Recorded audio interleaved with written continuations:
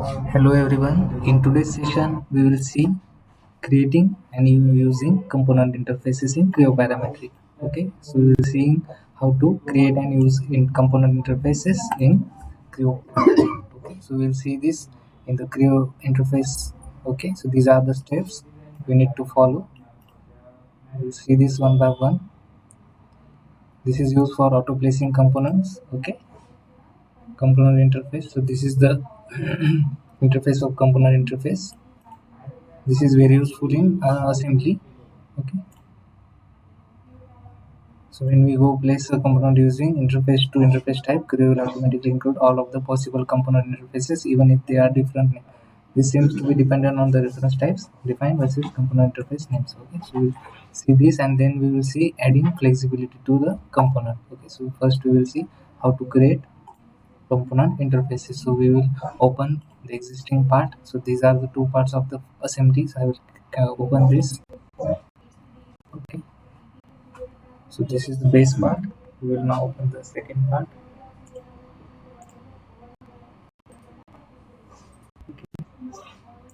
We just increase this length.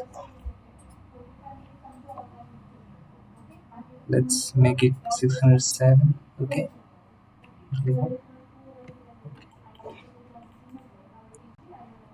let's save it. So what we will do, we will give the component interface to this surface. To this surface we're going to give a component interface.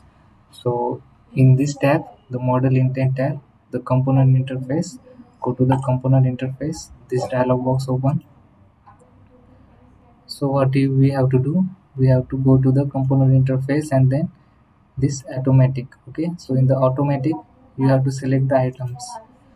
You have to select the surfaces you want to apply the component interface. Okay, so I will go to select items and select this surface. So you can see in the purple highlighted option, the coincident command has been applied to this surface. Okay, so you can change the commands from here. So I will keep it as coincident. Okay, you can also create a new constraint for this. You can create a new constraint. Okay, and change the constraint type also, or you can delete it. Okay, we'll keep it this coincident. Click OK. So the coincident command has been applied to this surface. So we will save this, close this, and we will now create a new assembly. Okay, so we'll go to the assembly, create an assembly. We will assemble the parts. We will import the parts. We will import this part. Click open. Just give the constant. I will give this fix. Okay, so this will be fixed. Click OK. So what I will do, I will import the part I have given the coincident interface.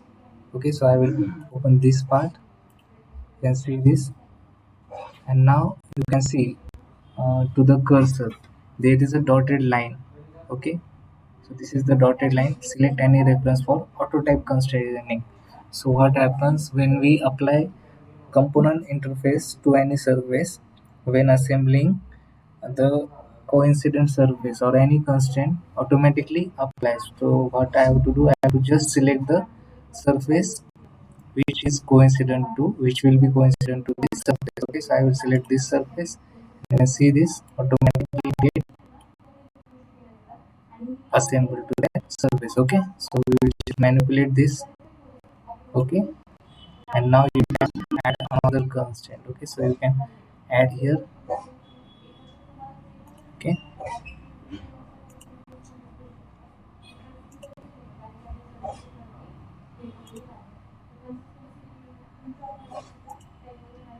just cancel.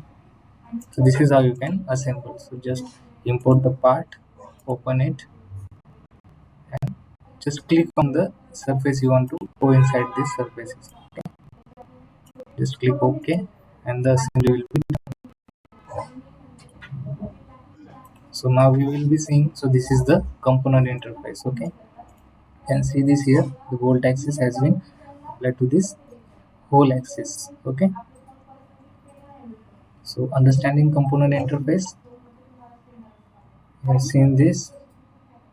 Okay, so how to add flexibility to component? So open an assembly, select the component, right click in the model tree graphics window. We will see the step by step flexible component, then make flexible, and the component placement tab opens with the varied item dialog box. Okay, so just click OK. We will see this one by one. So I have to make flexible, I have to make flexible of this part, so I will just right click on it. So I will just go to the flexible component, then make flexible. Okay, so I will, so what I will do, I will just add dimension or vary dimension table. I will add this here. Okay, I will select the part. So I have to select this, just select it, and I want to add this dimension. You can see this here, 607 mm. I will select this dimension here. Okay, so this dimension has been added. So original value, so this is the original value. So I want to make flexible this pin, and let's consider this as a pin. So I want to flexible this dimension 607 mm. So I will create a new value here. I will create it as a 507. Okay, let's assume this as a new value. Okay, just click OK here. And you can see this, the assembly has been changed, so this part's length has been changed. So this is how you can make flexible of the part. So you just have to manipulate. I will manipulate this along the z-axis. Okay, I will place it here, just click OK. Now what I will do, I will mirror these parts to show how to mirror components in assembly. So go to the mirror component in the component tab, then select the component here. Okay, just select the mirror plane. So I will select this surface. Okay, see this, just click OK. You can see this component has been mirrored. So let's see another one. Go to the mirror component, then select the item. So I will select this item. We select this item, just select the mirror plane. So I will first hide this component. Okay, I will hide this. So I want to mirror this component. Okay, so just select the component here. Okay,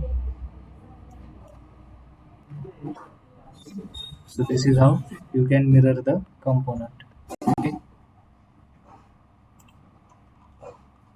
thank you.